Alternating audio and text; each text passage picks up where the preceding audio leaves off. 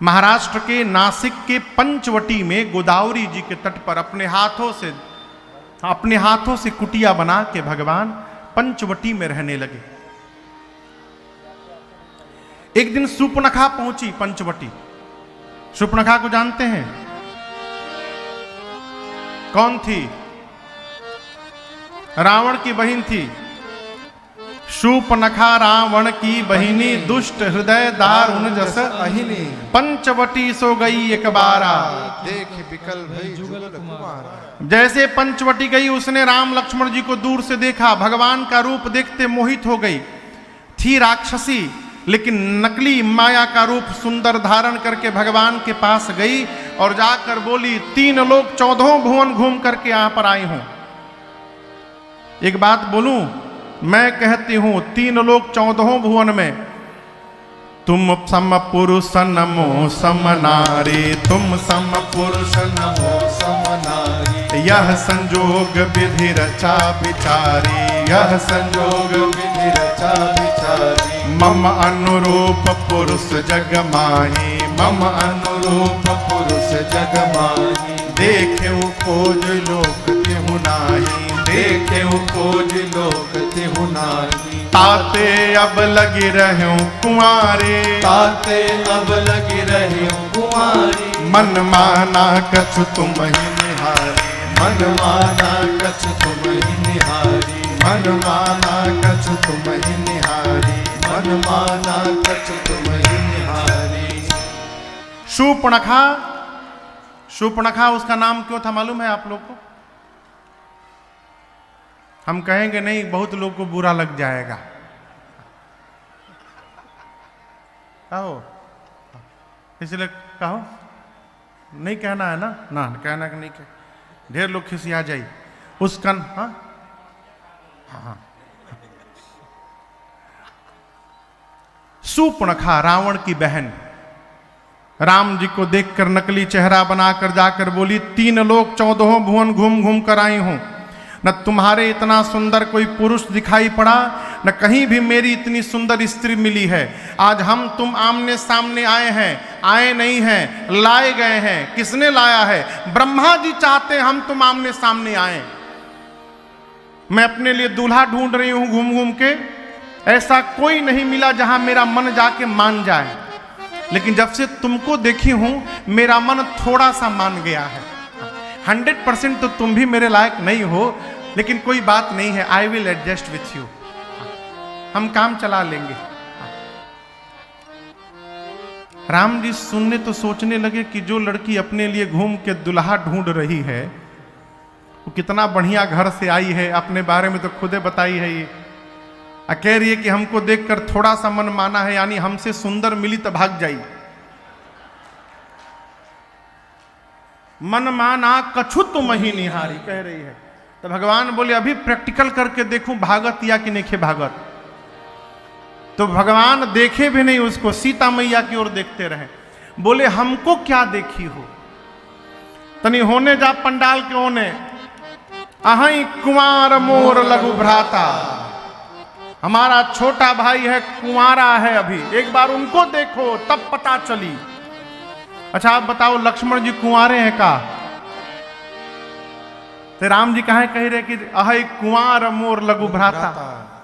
ये राम जी ने विनोद किया। शूर्पणखा के पति का नाम था विद्युत जिह्वा, और उसको रावण ही मार दिया था। माने रावण अपने बहनोइये के मार दिया था। स्वयं शादीशुदा थी, लेकिन आकर बोली मैं अब तक कुंवारी हूं। भगवान विनोद किए, जैसे तुम कुंवारी हो वैसने हमारा छोट भाई है, वो भी कुंवारा है, उन्हीं के पास जाओ।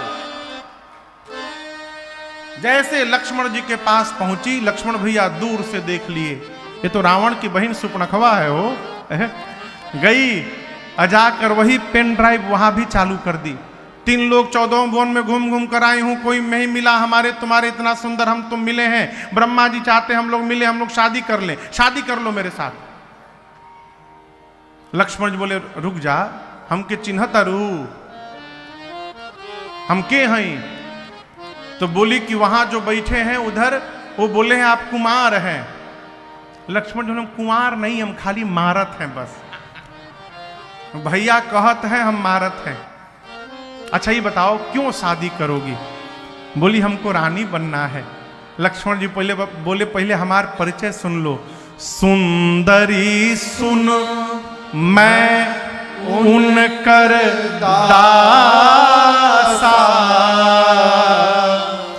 जिसने तुमको मेरे पास भेजा है मैं उनका दास हूं। तो बोली वो कौन थे? बोले वो प्रभु समर्थ कौशलपुर राजा। वो प्रभु हैं, समर्थवान हैं, कौशलपुर के राजा हैं, वो राजा हैं, ईदास हैं। अब बताओ हमरी संगे बियाह करबू तो दासी बन जैबू, ओइजा करबू तो रानी बन जैबू। तुम्हारा चॉइस है, बोलो क्या बनना है, दासी बनना है कि रानी बनना है? बोली हमको तो रानी बनना है। तो लक्ष्मण बोले खड़ा कहाँ है बड़ू, जाओ नहीं जा, उधर जाओ। भेजे राम जी के पास, फिर गई राम जी के पास, जाकर बोली आप तो कह रहे थे कि छोटा भाई है मोर लघु भ्राता, वो तो कह रहे कि वो आपके दास हैं। राम जी बोले पढ़ाया तुम पढ़ ली ना?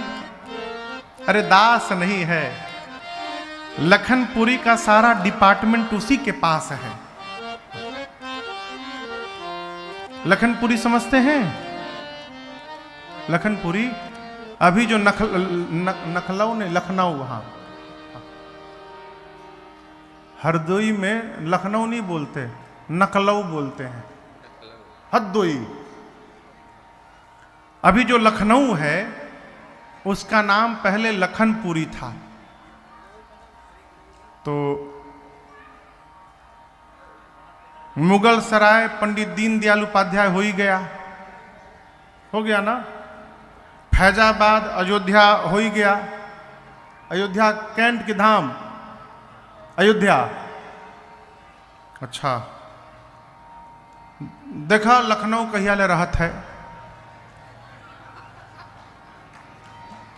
बाबा तो बैठले हैं बदले बदे, ढेर दिन लखनऊ नाम नहीं रहेगा। योगी जी हैं यहो बदली बहुत जल्दी, लखनऊ से लखनपुरी हुई है। राम जी बोले लखनपुरी का भार उन्हीं के पास है, छोटे भाई हैं हमार, जाओ जाओ उधरे जाओ। जैसे राम जी भेजे लक्ष्मण जी के पास, लक्ष्मण जी भेजे राम जी के पास, राम जी लक्ष्मण जी के पास। सुपनखवा को पेंडुलम बना दिए दोनों भाई मिलकर, कबो इधर कबो इधर। जैसे गई लक्ष्मण जी के पास, बोली हमको आप ही से शादी करना है। लक्ष्मण जी है ना, आओ है ना, आओ। पहले ढेर ब्याह करके मन करता ना, अपना चेहरा देखिए, हो तुम्हारा वर्ण वही करेगा जो लज्जा को तिनके के समान त्याग करके बैठा है। ए, इतना अपमान कहा बर्दाश्त करती सूर्पणखा, विकराल रूप धारण कर लिया उसने। विकराल रूप धारण करके दौड़ी सीता मैया की ओर। राम जी सूर्पणखा को आते देखे, लक्ष्मण भैया को इशारा किए, भाई काट दो। का काट दो? खाली नाक नहीं, लक्ष्मण अति लाघव सो नाक कान बिनु की, ताके कर रावण कहाँ मनो। लक्ष्मण भैया तुरंत उसका दोनों कान और नाक काट के उसके हाथ पे रख दिए, कहे दो ठे कान तोहार एक ठे नाक, मिला ला बराबर बाकी ना। एक कथा में हो गया 3-4 साल, एक कथा में एक श्रोता ने प्रश्न किया कि महाराज लक्ष्मण जी सूर्पणखा के नाक कान को तलवार से काटे थे कि चाकू से? श्रोता भी अद्भुत हो। हम कहे भैया जब काटे थे तो हम वहां थे नहीं कि हम देखे हो।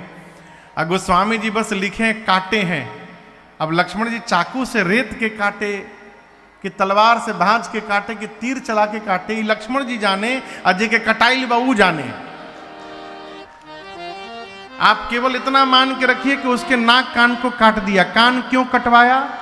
दोनों कान केवल बोलती थी, सुनती नहीं थी।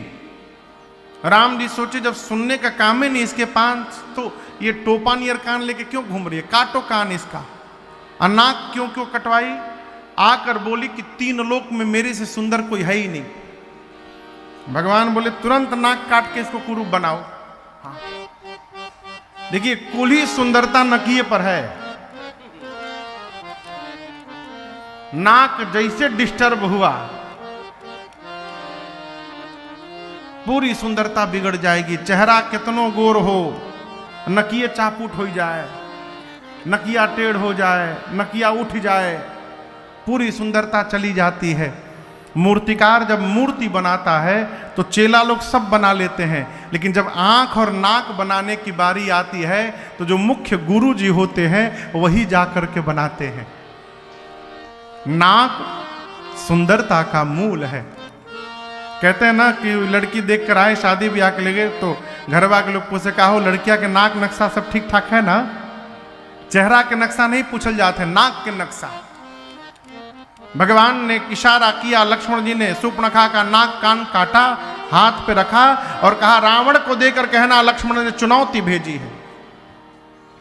गई खरदूषण के पास, खरदूषण आए राम जी के पास, भगवान ने ऐसी माया रची आपस में ही खरदूषण लड़के मर गए। जब खरदूषण मर गए तब शूर्पणखा गई जाकर रावण पर बरस पड़ी, बोली दिन रात मदिरा पीकर तुम सोते हो रावण, नाक से झरझर खून बह रहा है, तुमको पता है तुम्हारा शत्रु तुम्हारे सिर पे नाच रहा है, तुम अपने शत्रु को छोटा समझते हो। जीवन में शत्रु को, रोग को, पाप को, अग्नि को, सांप को कभी छोटा समझने का अपराध मत करना। रावण कहा प्रवचन बाद में देना, नाक कान कहां कटवा के चली आई। बोली 2 राजकुमार हैं, राम लक्ष्मण, राम के कहने पर लक्ष्मण ने काटा है, उनके साथ एक बड़ी सुंदर स्त्री है सीता। रावण बोला मेरे पास क्यों आई, खरदूषण के पास जाना चाहिए था। बोली गई थी, दोनों मर गए। रावण सुना खरदूषण मर गए, यहां दर्शन करिए, खरदूषण की मृत्यु की सूचना मिलते रावण कांप गया। शूर्पणखा को उपचार के लिए विदा करके और एकांत में जाकर रावण सोचने लगा कि खरदूषण मोहि सम बलवंता, तिनहि कुमारई बीनु भगवंता। रावण मन में सोचता है कि जितना बल मेरे में है उतना ही बल खरदूषण में था, बिना भगवान के ये मरने वाले नहीं थे। खरदूषण मर गए, इसका एक ही अर्थ है कि धरती पर भगवान ने अवतार ले लिया है। अब रावण सोचने लगा यदि भगवान आ गए हैं तो मुझे भी मुक्त होना है, भजन करूं क्या। लेकिन फिर सोचता है मेरा तामसी शरीर है, मैं चाह कर भी भजन में मेरा मन लगने वाला नहीं है, भजन नहीं कर पाऊंगा तो उद्धार कैसे होगा। अंत में रावण ने निर्णय किया कोई बात नहीं, भजन नहीं कर सकता हूं तो क्या हुआ, मैं राम से युद्ध करूंगा और युद्ध करके प्राण का त्याग करके मुक्ति प्राप्त कर लूंगा भगवान के हाथ में। ऐसा मन में संकल्प करके चला मारीच के पास। इधर एक भीतर की बीच की कथा, लक्ष्मण गए बनही जब लेन मूल फल कंद, जनक सुतासन बोले गृहसी कृपा सुख वृंद। लक्ष्मण जी एक बार कंद मूल फल लेने के लिए कहीं गए तो पंचवटी के आश्रम में सीताराम जी एकांत में मिले। राम जी ने सीता जी से कहा सुनहु प्रिया व्रत रुचिर सुशीला, मैं कछु करबि ललित नर लीला।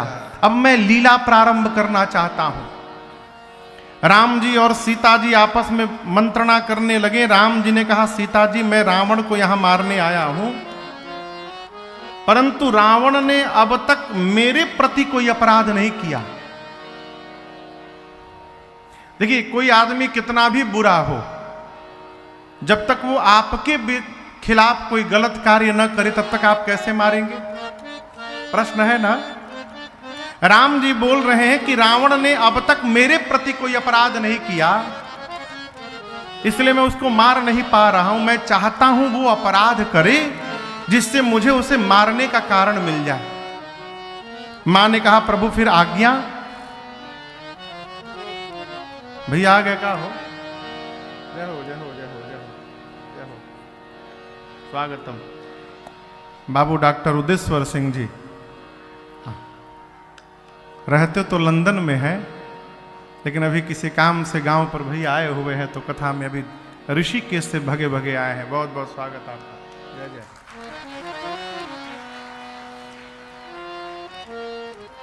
राम जी कहते हैं, सीता जी, रावण की क्षमता नहीं है कि आपको स्पर्श कर सके। देखिए, लोग कहते हैं रावण ने मां को उठाकर रावण लेके चला गया। एक प्रश्न है, सीता जी भगवान शंकर के धनुष को बाएं हाथ से उठाई थी। बाएं हाथ से धनुष उठा के मां ने नीचे लेपन किया था। जिस धनुष को मेरी मां बाएं हाथ से उठा ली थी, रावण उस धनुष को तो उठा ही नहीं पाया था। जिस धनुष को मेरी मां उठा ली थी, रावण जब उस धनुष को नहीं उठा पाया तो मेरी मां को क्या खाक उठाएगा? रावण मेरी मां को छू भी नहीं सकता था। मेरी मां परम सती हैं और भगवान जानते हैं जब तक सीता जी को लेकर नहीं जाएगा तब तक मुझे मारने का कारण नहीं मिलेगा। तो भगवान ने सीता मैया से कहा, सीता जी, जब तक धरती से निशाचरों का अंत नहीं कर देता हूं मैं, तब तक एक काम करिए, आप जाकर अग्नि में छिप जाइए। तुम पावक महु करहु निवासा। सीता मैया जाकर अग्नि में बैठ गईं और राम जी के पास मां ने अपना फोटो रख दिया, प्रतिबिंब। अब याद रखिएगा, रावण मेरी मां को लेके लंका नहीं गया है, रावण सीता मैया का फोटो लेके लंका गया है। और युद्ध के बाद जो अग्नि परीक्षण की चर्चा आप करते हैं, वो कोई परीक्षण नहीं हुआ था। लंका से नकली सीता जी आई थीं, असली सीता मैया अग्नि में विराजमान थीं। अपनी सीता जी को अग्नि से वापस बुलाने के लिए भगवान ने ये झूठी रचना रची। प्रतिबिंब की सीता जी जाके जल गई और असली मैया बाहर निकल के चली आई। इस रहस्य को राम जी और सीता मैया को छोड़कर लक्ष्मण जी भी नहीं जान पाए। रावण पहुंचा मारीच के पास और दर्शन करिए, जाकर हाथ जोड़कर रावण कहता है, मामा मारीच के श्री चरणों में दशानन का दंडवत स्वीकार हो। यहां गोस्वामी जी एक बात कहते हैं, दुष्ट व्यक्ति जब बहुत मीठा मीठा बोलने लगे तो सावधान हो जाना चाहिए। क्यों? ये दुष्ट मीठा बोल रहा है, इसका अर्थ है कि अब ये घात करने के लिए यहां पर आया है। सावधान हो जाइए। नमन नीच के अति दुखदाई, जिम अंकुश धनु उरग बिलाई। अंकुश, सांप, तीर और बिल्ली, ये चारों जब जब पीछे जाते हैं तब तब प्रहार करते हैं। बाण पर रखकर, धनुष पर रखकर बाण को खींचते हैं पीछे तो आगे जाता है। सांप को डसना होता है तो फन पहले पीछे लेता है फिर डसता है। बिल्ली को झपट्टा मारना होता है तो शरीर को पहले पीछे खींचती है। उसी प्रकार दुष्ट व्यक्ति जब झुकना प्रारंभ करे, इसका अर्थ है कि अब घात करने वाला है, सावधान। मारीच सावधान हो गए। रावण ने कहा, चलिए सोने का हिरण बनिए, राम की पत्नी सीता का हरण करना है। मारीच ने कहा, दिमाग ठीक बात है। जिस राम ने बिना फर का बाण मुझे मारा, मैं 100 योजन दूर आकर गिरा हूं समुद्र के। जिस राम ने ताड़का को मार दिया, जिस राम ने सुबाहु को मार दिया, जिस राम ने खरदूषण को मार दिया, उस राम को तुम मनुष्य समझते हो। रावण, राम ब्रह्म है, शरण में चलो उद्धार होगा। रावण बोला, प्रवचन न सुनाओ, मैं कह रहा हूं सोने का हिरण बन के चलो, चलते हो कि नहीं चलते हो ये बताओ बस। मारीच ने कहा पिछली बार गया था तो बिना फर का बाण मारे थे तो बच गया था, अब की बार यदि राम के सामने चला गया तो राम पक्का मार देंगे मुझे। रावण बोला ना बोलो एक बार, ना बोलो मैं अभी मार दूंगा। जाओगे तो राम बाद में मारेंगे, ना बोलो मैं अभी मार के जाऊंगा तुमको। मारीच देखा ये तो दोनों प्रकार से मृत्यु आ गई, जाएंगे तो रघुनाथ जी मारेंगे, नहीं जाऊंगा तो ये पापी मारेगा। बहुत विचार करने के बाद निर्णय किए यदि मरना ही है तो इस पापी के हाथ से क्यों मरा जाए, चल करके भगवान के हाथों मरा जाए, कम से कम उद्धार तो होगा जीवन का। मारीच चल पड़े, सोने का मृग बन करके चल पड़े और आश्रम के बाहर मारीच घूमने लगा स्वर्ण मृग बन करके। सीता मैया ने देखा और प्रभु से उस मृग के चर्म को मांगा। क्यों आया है? इसी कारण आया है। अरे कंचन मृग बन कर आया, कौन आया? कंचन मृग बन कर आया, सिया का अपहरण कराने। देखो माया का मारीच चला, मायापति को भटकाने। माया का मारीच चला, मायापति को भटकाने। कंचन मृग बन कर आया, कंचन मृग बन कर आया, सिया का अपहरण कराने। माया का मारीच चला, मायापति को भटकाने। माया का मारीच चला, मायापति को भटकाने।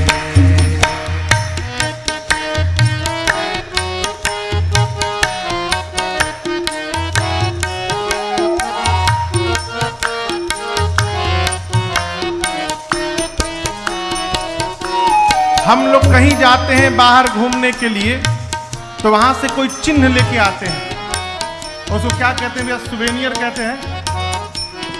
सुवेनियर, सुवेनियर चिन्ह। अमुक स्थान पर गए थे, सीता मैया राम जी से कहती हैं, सीता बोली वो देखे स्वामी जी मृग कंचन का, लाए चरम निशान रहेगा 14 वर्ष गमन का। सीता बोली वो देखे स्वामी जी मृग कंचन का, लाए चरम निशान रहेगा 14 वर्ष गमन का। सिया माया की माया का मृग, दोनों नकली है। माया की माया का, अरे सिया माया की माया का मृग, सिया माया की माया का, और लगे राम मुस्काने। माया का मारीच चला, मायापति को भटकाने। माया का मारीच चला, मायापति को भटकाने।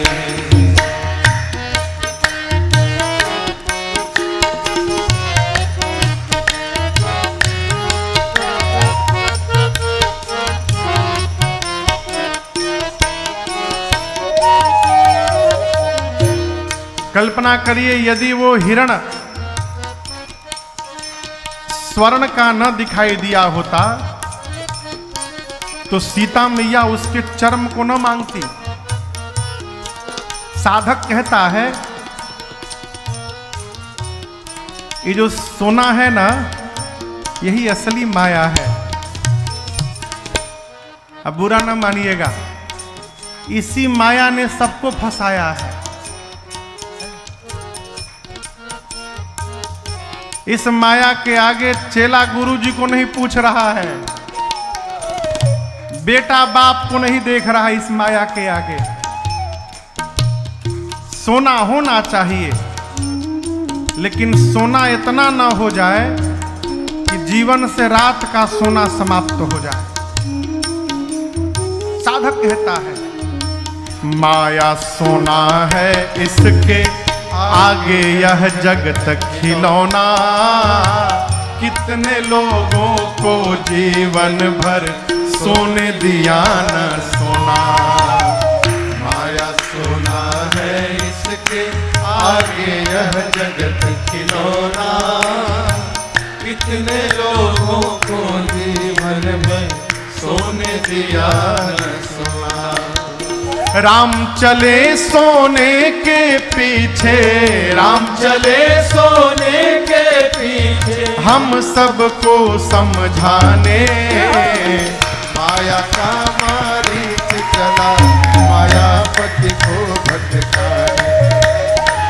माया का मारीच चला मायापति को भटकाने।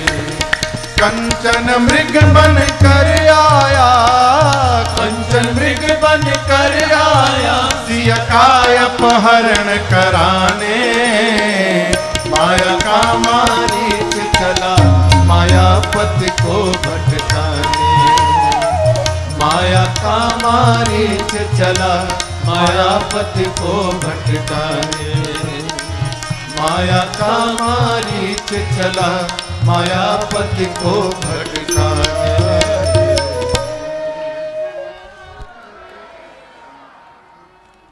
माँ ने मारीच के चर्म को मांगा, स्वर्ण मृग के चर्म को, और भगवान चल पड़े। यही समय है साहब। देखिए समय कब करवट ले ले कोई पता नहीं है, है? अरे कब वक्त क्या करेगा कोई समझ न पाया।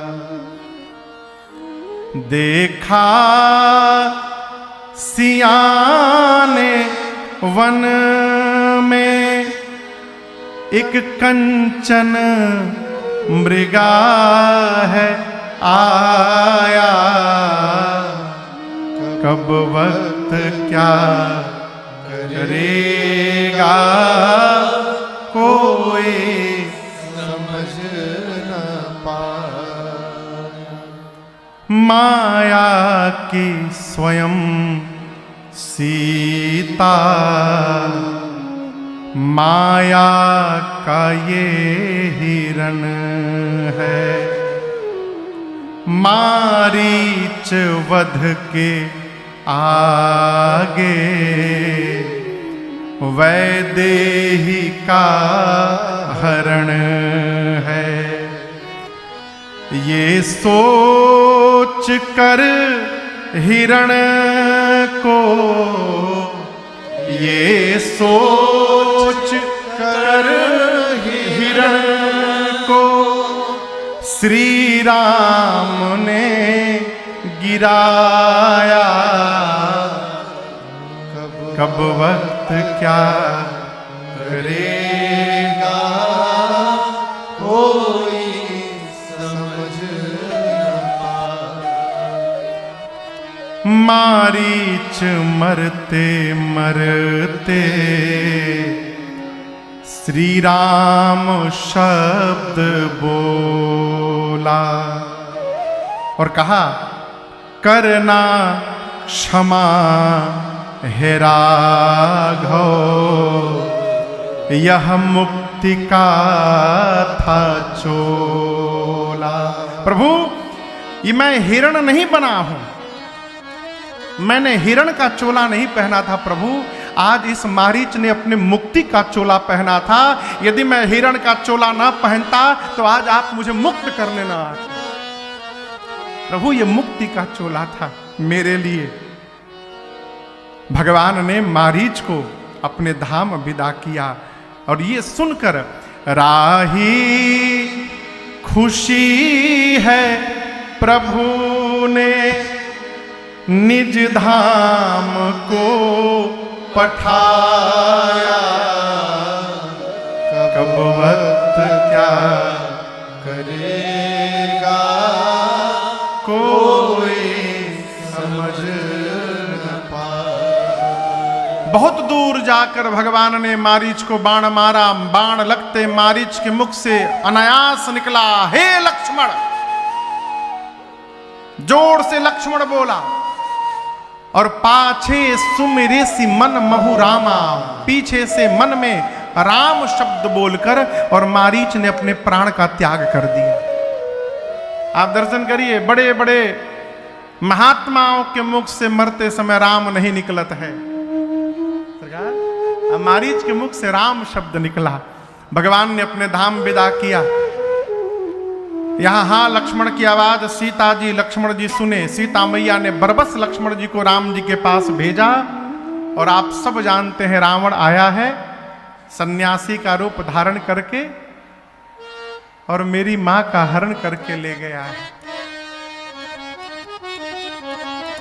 जब रावण पुष्पक विमान में सीता जी को लेकर गया तो दर्शन करिए, सारे देवता खड़े हैं आकाश में। किसी भी देवता की हिम्मत नहीं हुई कि रावण का मार्ग रोक ले। लेकिन आप कितने सौभाग्यशाली और बड़भागी हैं।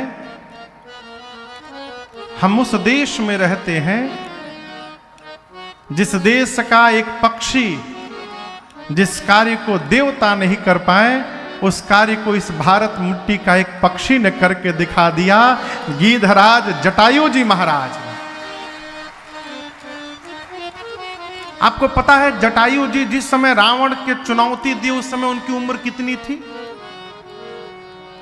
उदय भैया? 60,000 वर्ष। 60,000 वृद्ध हो गए हैं। महाराज दशरथ के सखा हैं। कौन? जटायु जी महाराज। एक बार देवासुर संग्राम में महाराज जब रथ से गिरने लगे नीचे तो जटायु जी ने जाकर दशरथ जी के प्राण की रक्षा की थी। उस समय दोनों में मित्रता हो गई थी।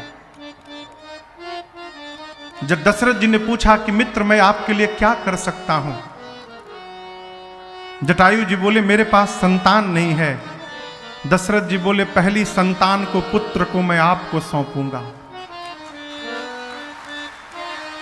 जब राम जी जन्म लिए तो उस उत्सव में जटायु जी भी महाराज गए थे। और जटायु जी ने जाकर राम जी के प्रति जब श्री दशरथ जी के भाव का दर्शन किया, उनके प्रेम का दर्शन किया, तो जटायु जी की हिम्मत नहीं हुई दशरथ जी से राम जी को मांग लेने की। तो बोले देखिए वचन के अनुसार तो ये मेरे पुत्र अब हुए, लेकिन मैं इनको ले नहीं जाऊंगा, आप ही अपने पास अभी रखिए, बाद में ले जाऊंगा। और इसी वचन के कारण आप दर्शन करिए, ज्येष्ठ पुत्र का कर्तव्य होता है पिता को अग्नि देना। राम जी ने जो सौभाग्य दशरथ जी को नहीं दिया, वो सौभाग्य राम जी ने श्री जटायु जी महाराज को प्रदान किया है। इसी वरदान के कारण जटायु जी ने देखा रघुकुल तिलक नारी पहचानी। रघुकुल के तिलक राघव की अर्धांगिनी अपनी बहू जानकी को पहचाने। कौन? जटायु जी महाराज। पूरा शरीर क्रोध में भड़क उठा, बोले सीते पुत्री करस जनित्रासा, आता हूं करिहूं जातु धान करनासा। अभी आकर उसको समाप्त करता हूं रावण को। जटायु जी वहीं से चिल्लाए, रे रे दुष्ट ठाढ़ की न होई। आपको बताऊं रावण के पूरे जीवन काल में आज पहली बार कोई ऐसा था जिसने रावण को दुष्ट बोलकर संबोधित किया था। रावण जी नहीं, दशानन जी नहीं, दुष्ट कहा। रावण खड़ा हो गया, किसकी मृत्यु आ गई? जटायु जी उड़ने को तैयार भय, बूढ़े हो गए हैं, उड़ ही नहीं पा रहे हैं। पंखों को फैलाया, जब 2-3 बार प्रयास किया नहीं उड़ पा रहे थे उतनी ऊंची छलांग, तो जटायु जी अपने पंखों को कोसने लगे। बोले अधम, मांस भक्षण करने का समय था तो ऊंची छलांग मारते थे, आज एक अबला को बचाने जाना है तो तुम हिम्मत नहीं दे रहे हो। जैसे जोश आया जटायु जी ने छलांग लगाई। रावण ने आते देखा, उसको लगा कि कहीं मैनाक पर्वत तो नहीं आ रहा है। और निकट गए, लगा मानो गरुड़ पर बैठकर नारायण आ रहे हो। कांप गया रावण, और निकट गए जब जटायु जी, तो रावण पहचान गया, ये तो बूढ़ा जटायु आ रहा है, आने दो आने दो, मेरे भुजारूपी तीर्थ में प्राण का त्याग करने आ रहा है। जटायु जी जाकर बोले, रावण एक बात केवल तुमसे कहने आया हूं, सीता को वापस करो, वापस करो, नहीं तो जिस प्रकार अग्नि में कीड़े मकोड़े जलकर भस्म होते हैं, राम के क्रोध रूपी अग्नि में तुम्हारा पूरा परिवार भस्म हो जाएगा। जब रावण नहीं सुना तो गोस्वामी जी कहते हैं, जटायु जी ने चोंच से चोंचन मारी बिदरिस दे, इतना मारा रावण को चोंच से जटायु जी ने, दंड एक भई मूर्छाते ही, एक दंड यानी 24 मिनट के लिए पुष्पक विमान पर रावण बेहोश होकर गिर गया। एक दंड के लिए रावण मूर्छित हो गया। जैसे मूर्छित भया, जटायु जी अपने पंजों से रावण के सिर के बाल को पकड़ के और उठाकर रावण को पुष्पक विमान से नीचे धरती पर पटक दिए और जाकर के बगल में बैठ गए। किसी ने आकर कहा जटायु जी से, जटायु जी इससे सुंदर अवसर नहीं मिलेगा, ये बेहोश है, इसकी 20 आंख नोच लीजिए, अंधा बना दीजिए इसको। जटायु जी ने कहा कि ये मूर्छित है, मैं भारत का पक्षी हूं। भारत का अर्थ है भा यानी धर्म, रत यानी लगा हुआ। जिस देश का एक एक जीव निरंतर धर्म में लगा रहता है, उस देश का नाम है भारत। मैं भारत का पक्षी हूं। युद्ध में जो मूर्छित हो गया है, युद्ध में जो पीठ दिखाकर भाग रहा है, और युद्ध में जो निहत्था हो गया है, इन तीनों पर प्रहार करना अधर्म की कोटि में आता है। मैं इसको मार नहीं सकता हूं। उसने कहा, धर्म अधर्म की परिभाषा बताइएगा, ये जग गया ना अब तो आपका प्राण ले लेगा। तो जटायु जी बोले, सुनो, अधर्म पूर्वक जीवित रहने से अच्छा है धर्म पूर्वक मृत्यु का वरण कर लिया जाए। मैं मरना स्वीकार करूंगा, परंतु अधर्म पूर्वक युद्ध नहीं कर सकता। 24 मिनट बाद रावण की मूर्छा खुली है और निकाला चंद्रहास खड्ग, और तुरंत उसने जटायु जी के दोनों पंखों को काट दिया। आकाश में जैसे पंख कटा है, गोस्वामी जी कहते हैं, काटत पंख पराग खग धरनी। पंख कटा तो जटायु जी गोल गोल घूमते घूमते ऊपर से नीचे गिरे। लेकिन आपको कहूं, रो नहीं रहे हैं। सुमिरि राम के अद्भुत करनी। जटायु जी के मुख से एक ही बात निकल रहा है, जय हो प्रभु, जय हो प्रभु। अद्भुत किया नाथ आपने, मेरे पंखों को कटवा दिया, बड़ी कृपा हो गई रघुनाथ जी आपकी। किसी ने कहा, दिमाग ठीक है कि नहीं आपका? पंख कट गया और कह रहे हो कि भगवान की अद्भुत करनी हो गई। जटायु जी बोले, देखो, यदि पंख लगा रहता है मेरे शरीर में तो राम जी के पास मुझे जाना पड़ता और जा करके बताना पड़ता कि रावण लेकर गया है। मैं इतना युद्ध करते करते थक गया हूं कि भगवान मुझे विश्राम देना चाहते हैं और मेरे पंखों को कटवा कर मुझे निश्चिंत कर दिए और कहना चाहते हैं कि जटायु जी, अब आपको मेरे पास नहीं आने की आवश्यकता है, मैं आपके पास पहुंचूंगा। जटायु जी वहीं पड़े रहे। भगवान रावण ले जाकर सीता मैया को पुष्पक वाटिका में, अशोक वाटिका में, अशोक वाटिका के एक वृक्ष के नीचे, अशोक वृक्ष के नीचे पधराया है। इधर लक्ष्मण जी के आने के बाद भगवान आश्रम में आए और आपको अभी बीच कथा में श्रवण कराया, मां से विहीन आश्रम देखकर भगवान बहुत रोए हैं। जटायु जी से मिले हैं। जटायु जी ने पूरी बात बताई। भगवान बोले, आपकी दुर्दशा किसने की तात? जटायु जी बोले प्रभु समझने का अंतर है, आप जिसको दुर्दशा समझ रहे हैं मैं उसी को सदगति समझ रहा हूं। भगवान ने जटायु जी के सिर पे हाथ रखा, उनको गोद में बिठा लिया और कहे प्रभु ये दुर्दशा नहीं है, मेरी गति है, और ये गति नाथ दशानन यह गति की। रावण ने मेरी ये गति की है और उसी दुष्ट ने सीता का हरण किया है, दक्षिण दिशा में लेकर गया है। राम जी आपको केवल सूचना देने के लिए मैंने प्राण को बचा के रखा था शरीर में, अब मुझे विदा करिए। भगवान की स्तुति करके गिधराज जटायु जी भगवान से अविरल भक्ति मांग करके प्राण का त्याग किए हैं। और यहाँ भगवान ने गिधराज जटायु जी को अपने धाम विदा किया है और उनकी अंतिम क्रिया राम जी ने अपने हाथों से पूर्ण की है। यहां शंकर जी की बात कहते हैं, गिधा अधम खग आमीस भोगी गति दीन्ही जो जाचत जो। भगवान शंकर कहते हैं उमा, गीध जो अधम है, मांस खाने वाला पक्षी है, ऐसे पक्षी को भी राम जी ने ऐसी गति प्रदान कर दी जो गति जोगी लोग मांगते हैं भगवान से, प्रभु हमको दीजिए। राम शंकर जी बोले देवी एक गूढ़ बात बतावें। मां बोली कहिए प्रभु। गूढ़ बात माइक में नहीं कहते हैं, कहां कहते हैं? कान में। कैलाश पर बैठे भगवान शंकर ने मां से कहा थोड़ा पास आइए।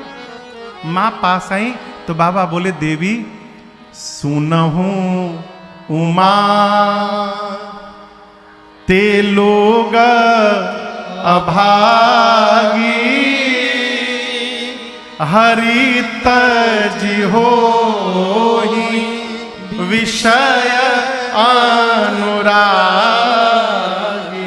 उमा वो जीव अभागा है जो ऐसे भगवान को छोड़ करके विषय में लीन है। और आपको बताऊं जो भगवान से विमुख है उसको पश्चात पछताना तो पड़ेगा ही। आज नहीं पछताए तो अंतिम समय पछताए। जैसे लड़का परीक्षा तक कुछ ना पढ़े, अब परीक्षा के दिन पछताता है काश पढ़ ले रहती, काग लिखे में आज। उसी प्रकार जीव की गति होती है।